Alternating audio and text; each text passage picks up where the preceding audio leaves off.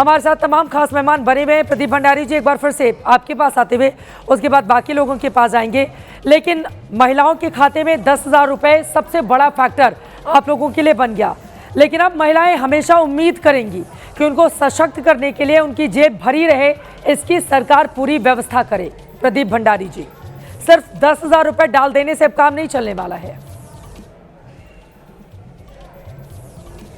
चित्रा जी, मैं थोड़ा सा हमली इसमें डिसएग्री करता हूं, क्योंकि मैं मानता हूं कि कोई भी वोट कभी भी किसी एक फैक्टर पे नहीं होता है, मल्टीट्यूड ऑफ फैक्टर में होता है। लुभावने वादे तो तेजस्वी यादव ने भी करे थे कि हर घर पे सरकारी नौकरी दे देंगे, महिलाओं को 30,000 रुपये दे देंगे, पर क्यों नहीं उस पर माना गया? क्योंकि आज महिलाएं या बिहार का कोई भी जनमानस ये जानता है कि अगर हम कोई वादा करते हैं तो उसको डिलीवर करते हैं, क्योंकि उसके पीछे क्रेडिबिलिटी है। 2010 की क्रेडिबिलिटी है, 2020 की क्रेडिबिलिटी और प्रधानमंत्री नरेंद्र मोदी जी के देश भर के अंदर क्रेडिबिलिटी है। तो हम सिर्फ चुनाव जीतने के लिए कोई वादा नहीं करते, हम जनता की बेहतरी के लिए वादा करते हैं। पॉजिटिव पॉलिटिक्स में प्रधानमंत्री मोदी जी विश्वास रखते हैं। इसीलिए दिल्ली का उदाहरण मैं आपको दूंगा। दिल्ली में अरविंद केजरीवाल ने बड़े बड़े वादे करे थे, परंतु तब भी भारतीय जनता पार्टी क्यों जीती? क्योंकि जनता जानती है कि हम लॉन्ग टर्म डेवलपमेंट में विश्वास रखते हैं। नीतीश जी की सरकार के अंदर साइकिल योजना हुई, शराबबंदी हुई, एनडीए सरकार के अंदर मैसिव इंफ्रास्ट्रक्चर का काम हुआ, एक्सप्रेसवेज बने, हाईवेज बने। तो मेरा मानना है ये मल्टीट्यूड,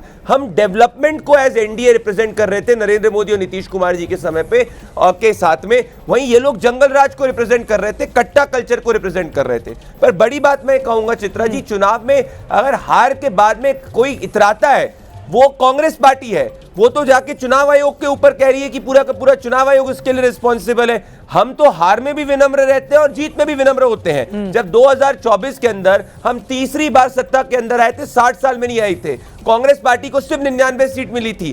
कांग्रेस पार्टी ऐसी इतराई जैसे कि उसने सत्ता हासिल कर दी। इस घमंड को देश की जनता ने हरियाणा में तोड़ा, दिल्ली में तोड़ा, महाराष्ट्र में तोड़ा, बिहार में अब तोड़ रही है और आप लिखिएगा 2029 तक तोड़ेगी, क्योंकि अभी भी कांग्रेस नहीं सीखी, वो फ्रंट माओवादी और मुस्लिम लीग की ही है।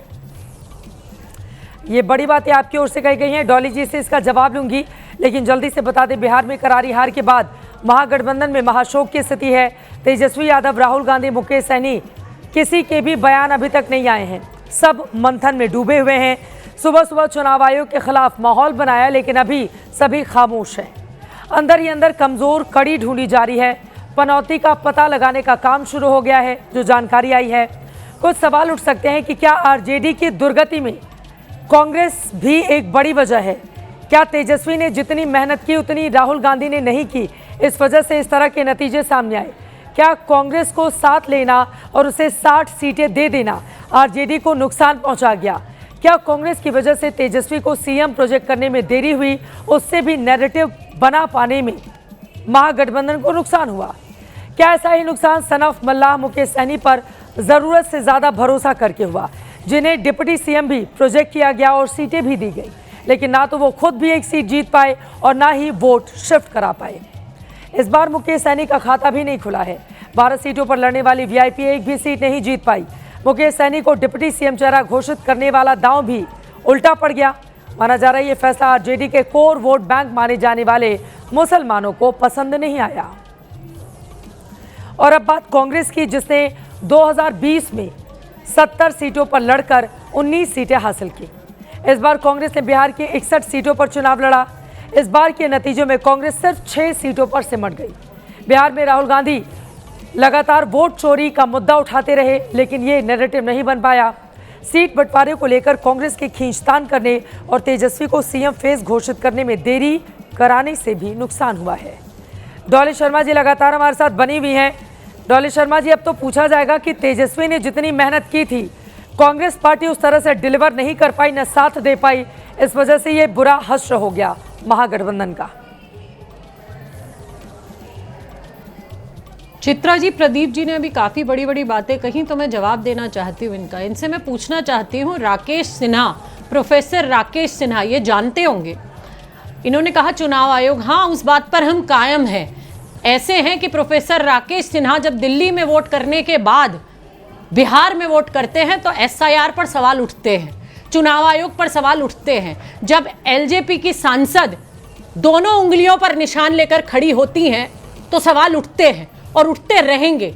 ये गलत बात नहीं थी, ये बिल्कुल सच बात थी। ब्राजीलियन महिला 25-25 वोट हरियाणा में डालती है, सवाल उठता है और उठाते रहेंगे हम इस सवाल को।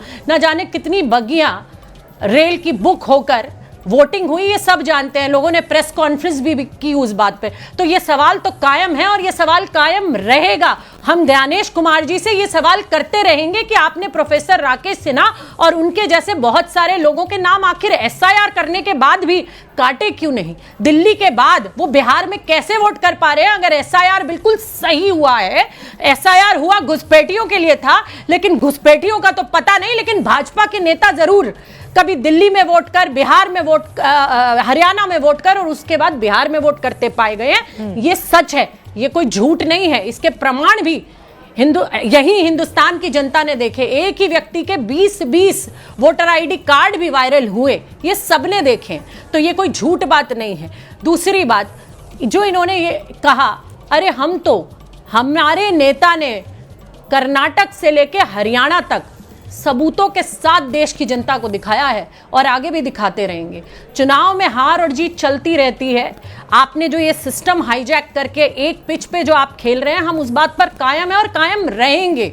जनता की आप बात करते हैं, जनता आपका दिल्ली का सुशासन देखा है हमने, किस तरीके से जहरीली सांस में हिंदुस्तान की जनता को मरते हुए छोड़कर आप बिहार में सारा का सारा आपने तामझाम लगा दिया। और जो लोग सांसों के लिए प्रदर्शन कर रहे थे, उन पर किस तरीके से आपने डंडे बरसा कर छोटे बच्चों को भी नहीं बख्शा और आपने उनको जेलों में डाला। ये भी हिंदुस्तान की जनता ने देखा है। ये भी हिंदुस्तान का सच है कि आज आप जहरीली सांस दे रहे हैं दिल्ली के लोगों को और हिंदुस्तान की जनता को। ये आपने किया है। जवाब सुनते हैं प्रदीप जी। पहली बात तो डॉली जी, नवंबर 7, 2025 को राकेश सिन्हा जी ने खुद ने स्पेसिफाई कर दिया, उन्होंने ट्विटर पर डाला था कि उनका नाम दिल्ली से ऑलरेडी डिलीट हो चुका है। बहुत और आप जा सकती हो और उसको आप बार बार कहेंगे तो वो डिफॉर्मेशन केस कर देंगे। आज का मुद्दा नहीं है। मैं आज बड़ी बात कहता हूँ, पहली बार बिहार के चुनाव के अंदर चित्रा जी आप इतना ग्राउंड के अंदर आपने रिपोर्टिंग करी है, आपके इतने शोज हमने देखे हैं। वोट बनवा लेंगे या फिर बंगाल में वोट बनवाएंगे? अरे एक काम करिए, एक काम, मेरा निवेदन है आपसे डॉली जी, आप प्लीज कोर्ट में चले जाइए बिहार का वोट डिलीट करवा कर अब बंगाल में वोट बनवाएंगे। अरे हर चीज मीडिया के लिए मत करा करिए डॉली जी, हर चीज मीडिया के लिए मत करा करिए। खुद के अपने आरोप को सीरियसली लिया करिए। जाइए कोर्ट अगर अपने आरोपों में विश्वास रहता है। मीडिया में बोलने नहीं बोलने से चुनाव नहीं जीते जाते हैं, जनता का समर्थन नहीं जीता जाता है, जनता के लिए काम करना पड़ता है। ये नहीं समझ पाएंगे आप लोग। कोलंबिया में जाके कॉफी बनाएंगे, कोलंबिया में जाके आप कॉफी बनाएंगे, टिम्बकटू घूमेंगे, बैंकॉक घूमेंगे और समझेंगे कि बिहार की जनता आपको समर्थन करेगी। छठी मैया को गाली बकेंगे और कहेंगे कि बिहार की जनता आपको समर्थन करेगी। आज बिहार देख रहा है, आपके घमंड को देख रहा है। और नोट करिएगा डॉली जी, बंगाल के अंदर भी बंगाल तो आपको वापस से जीरो पहुंचाएगी। अरे देश भर से पॉलिटिकल फ्रिंज हो चुकी है। हरियाणा के अंदर कांग्रेस हारी, दिल्ली के अंदर 0 सीटें आपकी आई, बिहार के अंदर आप सिंगल डिजिट सीट आई है, ब्राजीलियन मॉडल 25-25 बार हरियाणा में वोट करेगी और हिंदुस्तान की जनता और हिंदुस्तान का विपक्ष सवाल भी नहीं करेगा आपसे। हद हो गई डॉली जी, हद हो गई। डॉली ये जी, सत्य है। आपको जो बोलना बोलिए। कोर्ट के अंदर आपके सभी आरोप झूठे साबित हो गए और आपको लगता है गलत है। राहुल गांधी को कहिए मेंबर ऑफ पार्लियामेंट के रूप में रिजाइन करे जिस चुनाव प्रणाली के साथ में वो जीते। प्रियंका वाड्रा जो न्यूयॉर्क के अंदर बैठी उनको बोलिए रिजाइन करे मेंबर ऑफ पार्लियामेंट के रूप में। तेलंगाना सरकार को बोलिए रिजाइन करे। जब देखो आप लोकतंत्र के ऊपर सवाल उठाती है। अरे सत्ता को भोगना भी है, सत्ता को भोगेंगे भी, उसी लोकतंत्र की प्रणाली के ऊपर सवाल उठाएंगे। दो उंगलियों पर एलजेपी की सांसद के निशान कैसे आया प्रदीप जी? लोकतंत्र विरोधी हैं, दो उंगलियों पर एलजेपी की सांसद के निशान कैसे आया? वो माओवादी उल्टे हाथ से भी वोट किया और सीधे हाथ से भी वोट किया प्रदीप जी। वो भी गई। अरे एफआईआर काहे नहीं करी? अरे डॉली जी अगर इतनी थी कांग्रेस के हजारों बूथ लेवल एजेंट पे काहे नहीं जाके कंप्लेन करी? कभी हरियाणा में वोट डालने वाले बिहार में वोट डाल रहे हैं, जीरो रिपोलिंग हुई है। दिल्ली में वोट डालने वाले बिहार में वोट डाल रहे हैं प्रदीप जी। अब वही बंगाल में भी वोट डालेंगे, फिर उत्तर प्रदेश में भी डालेंगे और फिर तमिलनाडु में जाएंगे वोट करने। आप लोग जो राहुल गांधी के करीबी नेता है ना, आप राहुल गांधी को ऐसे ही चढ़ाते रहिए। आपका booth level agent zero complain करके बता रहा है कि आपके नेता, आपकी लीडरशिप में आपके बूथ लेवल एजेंट को भी विश्वास ठीक है, अब तो रिजल्ट आ गया। तू मैं से बाहर निकलते हुए डेट पूछ लेते हैं अभिषेक झा जी। कुछ समझिए, आईना देखिए, मुख्यमंत्री का शपथ कब होगा, क्या होगी तारीख? धूल आपके चेहरे पे, आईना मत साफ करिए। इस पर तो वही लाइन समझ में आती है कि दिले बेकरार का मजा लीजिए और थोड़ा इंतजार का मजा लीजिए। अब तो जनता ने इतना बड़ा जनादेश दिया है और हमारे नेता के प्रति अपना विश्वास व्यक्त किया है। अभी तो सभी जगहों से सुखद खबरें आ रही हैं। जिस तरह आपने पहले देखा है कि एनडीए में समन्वय के साथ सभी चीज़ें हो चुकी हैं, ठीक उसी तरह से सारे आगे के भी कार्यक्रम निर्धारित रूप से हो जाएंगे और आप तक पूरी जानकारी पहुंच ही जाएगी।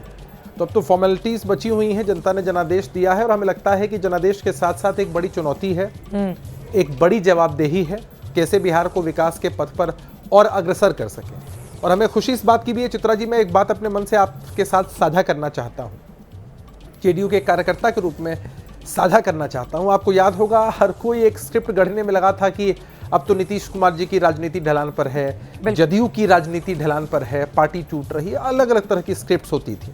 लेकिन आपने देखा है कि जब भी नीतीश कुमार जी पर कोई व्यक्तिगत आक्षेप लगते हैं, बिहार की जनता उनको इतनी ताकत देती है कि फिर राजनीतिक रूप से एक नए स्वरूप में मजबूत होकर वो उभर कर आते हैं।